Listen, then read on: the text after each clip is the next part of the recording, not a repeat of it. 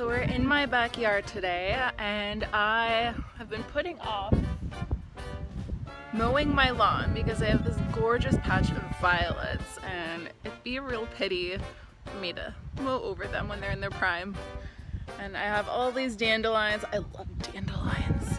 My neighbor has like this perfectly manicured lawn and I don't think it's very healthy, but who am I to judge? Some people don't like dandelions, but I love them. I think I have a healthy patch of land.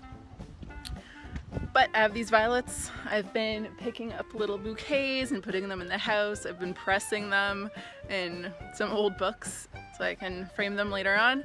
And today I am going to pick the flowers so I can make a syrup, or I might sugar them. I haven't decided yet, but I'm gonna start picking them and then I'm gonna finally mow the lawn.